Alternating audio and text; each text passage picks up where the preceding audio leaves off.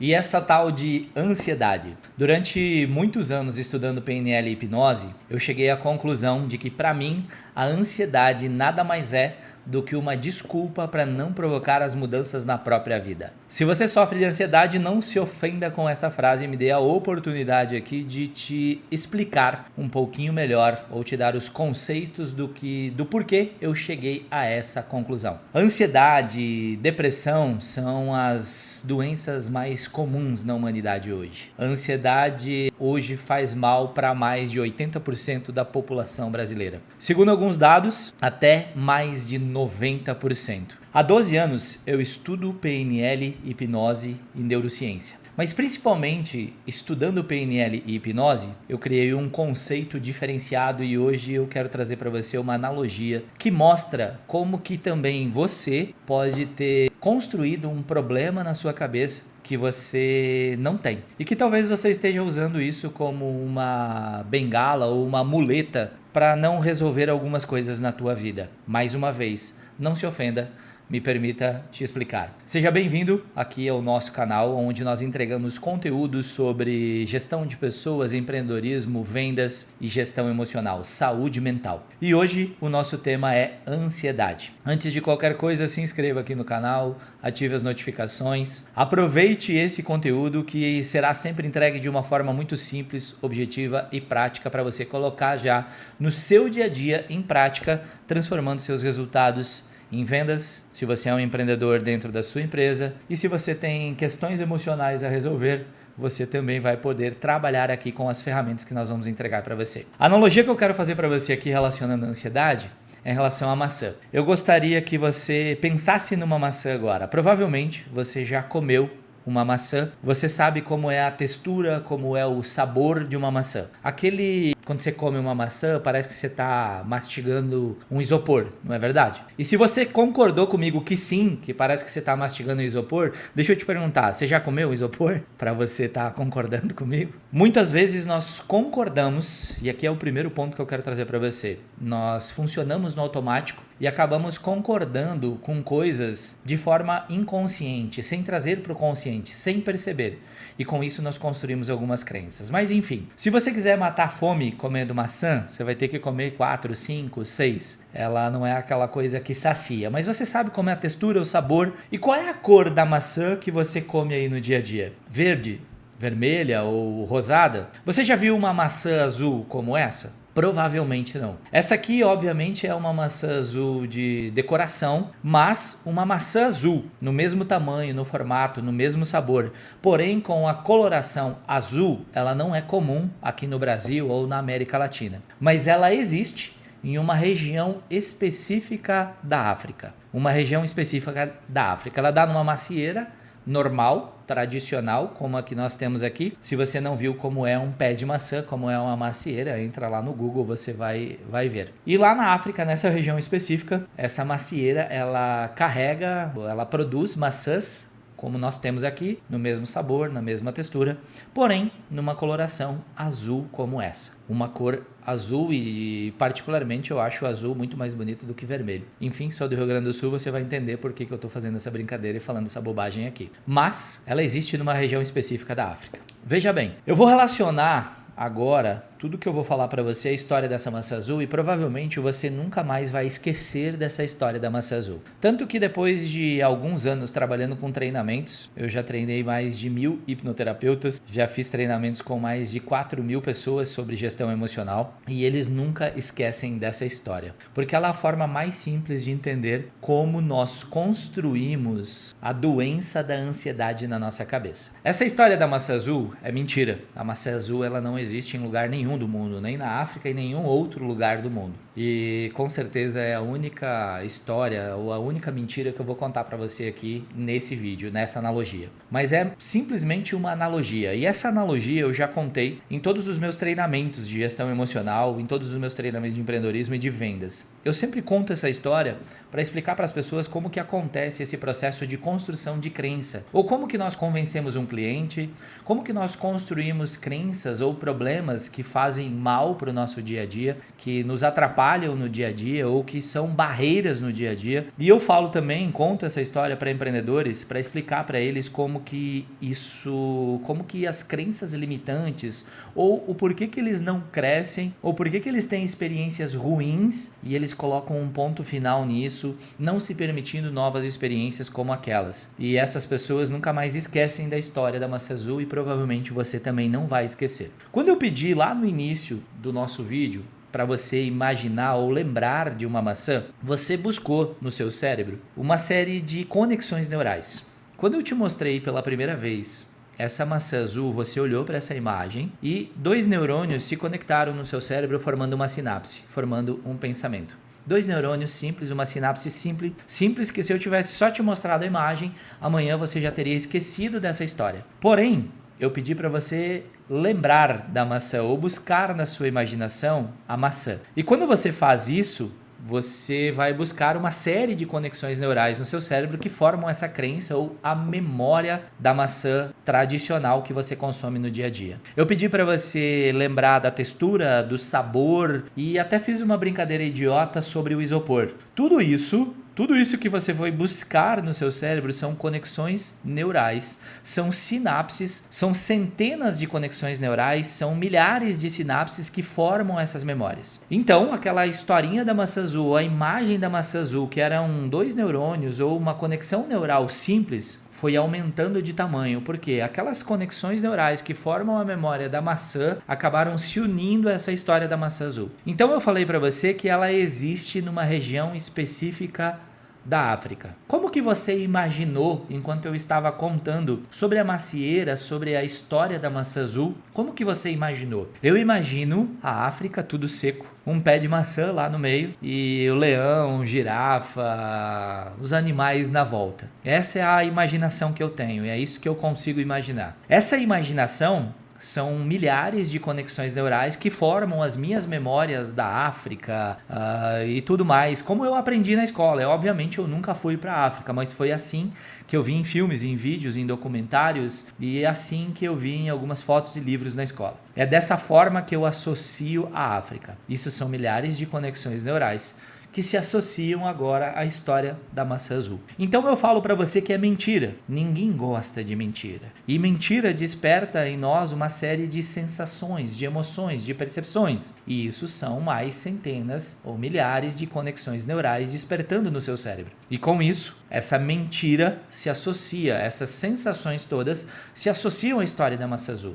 Então essa história simples dessa maçã, que começou com uma simples conexão neural, algo muito simples, se transformou na tua cabeça agora em algo gigantesco. São milhares de conexões neurais formando no seu cérebro a história da maçã azul. É assim que nós construímos as nossas crenças. É assim que nós construímos os nossos traumas, os nossos bloqueios. Eu aprendi e entendi dentro da hipnose que o nosso copo ele nunca enche de uma vez por todas. O nosso copo ele vai enchendo com pequenas gotas. São pequenos acontecimentos ao longo da nossa vida que vão enchendo o nosso copo até que em um determinado momento ele transborde. Um trauma é assim. Você não vai vivenciar um trauma e aquele trauma vai te bloquear de forma definitiva para a vida toda. Esse trauma, ele vai acontecer essas conexões neurais, mas talvez não seja um primeiro momento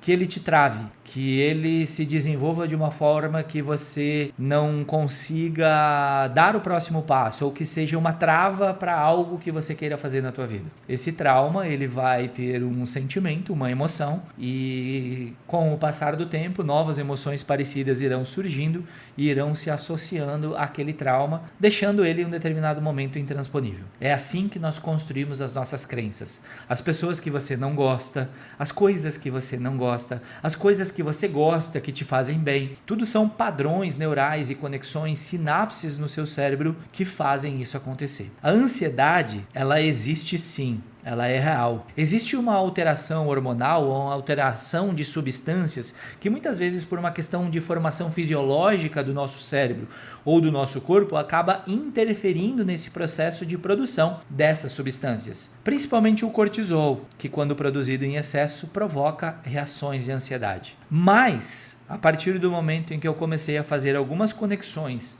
e entender o que acontecia no meu corpo, quando eu relacionava a ansiedade, eu comecei a entender que o que eu tinha na verdade não era ansiedade. Era uma informação, era uma reação normal à ansiedade que você chama hoje e que eu entendi e que mudou o jogo na minha vida, foi entender que a ansiedade nada mais é do que uma reação normal do meu corpo de proteção mediante uma informação de perigo do meu cérebro. Porque vamos lá, o que é ansiedade? Se você sofre de ansiedade, que você que tem crises de ansiedade, o que acontece quando você se sente ansioso? Antes de qualquer coisa, deixa eu te perguntar, você já teve uma crise de ansiedade sentado na beira da praia, olhando para o mar, tomando chimarrão, ou um chá, ou uma cerveja, ou seja lá o que for, relaxando no seu período de férias? É bem provável que não, quase com certeza que você não teve. Você provavelmente tem crise de ansiedade quando você tem um problema para resolver, quando você tem um momento de tensão, um boleto que você precisa pagar e você não tem dinheiro, uma situação difícil que você precisa resolver com seu chefe, ou se você é um empreendedor, uma situação difícil que você tem que resolver com um colaborador. Eu já vi pessoas tendo crise de ansiedade, líderes tendo que demitir alguém. Eu já vi pessoas tendo crise de ansiedade, tendo que conversar com uma pessoa que não conhecia. Enfim, são as mais diversas situações. Existe uma parte do nosso cérebro aqui atrás chamada SARA, Sistema Ativador Reticular Ascendente. Essa parte do cérebro é responsável pelo foco. Quando você pensa em algo que é difícil para você, que é uma situação complicada para você, essa parte do cérebro pega essa informação e gera estímulos para que você encontre soluções o mais rápido possível. Um dos princípios do nosso cérebro é nos manter vivos. Um dos princípios do nosso cérebro é economizar energia. E quando você tem um problema na sua cabeça, quando você tem um problema para resolver, quando você foca em algo para resolver, isso é um problema para o nosso cérebro. Isso gasta energia, isso consome energia. Essas conexões neurais, essas informações, essas sinapses, elas são acessadas e ativadas através de estímulos elétricos. É energia circulando aqui dentro. Cientificamente é comprovado que se pudéssemos abrir a nossa cabeça, a nossa caixa craniana e adaptássemos um soquete de uma lâmpada no nosso cérebro, seríamos capazes de acender uma lâmpada de 40 watts. O nosso cérebro é capaz de produzir até 40 watts de energia. Então são estímulos elétricos circulando aqui. E quando você tem um problema, você leva essa informação para o SARA, você dá foco a isso e ele começa a fazer esses disparos elétricos e começa a buscar no teu cérebro informações para você resolver aquela situação o mais rápido possível. E como você não resolve em segundos, em milésimos de segundo, na maioria das vezes, esses estímulos continuam e geram um super estímulo elétrico no teu cérebro. E quando você tem um super estímulo elétrico numa tomada, uma super estimulação em fios ou na energia normal, você tem um curto-circuito. Para o teu cérebro não circuitar, não ter um problema, não ter um curto-circuito, não dar um church, como diz por aí, você precisa de mais sangue e oxigênio no seu cérebro. E quem leva sangue até o teu cérebro é o coração. Quem leva oxigênio até o teu cérebro é o teu pulmão. Automaticamente, quando nós temos uma crise de ansiedade, nós temos aquela taquicardia, aceleração do coração, nós temos a respiração que fica mais ofegante. Em alguns casos, quando isso é mais intenso, nós temos as pontas, as extremidades amortecendo, a gente tem aquela sensação de fraqueza, enfim, uma série de coisas. Essas sensações acontecem por quê? Porque o teu cérebro identificou uma situação de perigo, há um super estímulo no teu cérebro e para que você não tenha ali um curto-circuito, você não tenha algo mais grave no teu cérebro, mais sangue, mais oxigênio é necessário lá dentro. Automaticamente, para que vá mais sangue, teu coração vai bater mais rápido e vai bater mais forte. Automaticamente, a tua respiração vai ficar mais ofegante porque você precisa de mais oxigênio no seu cérebro. E se vai mais sangue e oxigênio para o teu cérebro, esse sangue e oxigênio não circula normalmente no teu corpo. Automaticamente, se não circula naturalmente no teu corpo, você vai sentir as extremidades amortecendo ou, enfim, é normal. O que você está sentindo no momento de uma crise de ansiedade não é ansiedade. É uma reação do teu corpo de defesa mediante uma informação de perigo do teu cérebro. Mas a gente aprendeu a chamar isso de ansiedade. E ansiedade nós aprendemos ao longo da vida, ao longo do tempo, que é uma coisa ruim. Ninguém nasceu ansioso. Ninguém nasce com um problema emocional. E tem uma frase dentro da hipnose muito forte, que diz o seguinte: se você não nasceu com um problema emocional, você não precisa morrer com ele. E infelizmente muita gente morre com problemas emocionais ou vive uma vida com problemas emocionais porque não aprende sobre saúde mental, não aprende sobre sua própria gestão emocional. E a PNL e a hipnose me trouxeram conhecimentos para dizer que eu não tenho mais ansiedade. Eu não tomo medicação para ansiedade. Na verdade, já tomei. Em alguns momentos, quando eu estou vivendo situações de estresse extrema, eu tomo. E eu recomendo que, se você está tomando uma medicação para ansiedade, você continue fazendo isso. A única pessoa que pode tirar uma medicação de você é um psiquiatra. É a única pessoa que pode tirar essa medicação de você. Um outro ponto importante: quando você é criança, você não tem ansiedade, você não nasceu com ansiedade. Você provavelmente, aconteceu com a minha filha recentemente, era aniversário dela, minha mãe mora em outra cidade, veio nos visitar pro aniversário dela, o aniversário era no domingo, ela chegou no sábado. Ela chegou, começou a conversar com a minha filha, olhou pra minha filha e disse: filha, você tá ansiosa pro aniversário de amanhã? Isso era quando ela ia fazer os seus 4 anos, foi no aniversário de 4 anos dela. E a minha filha olhou pra ela e disse: não, até porque ela nem sabia o que era ansiedade. O que acontece? Foi a primeira vez que minha filha ouviu a palavra ansiedade.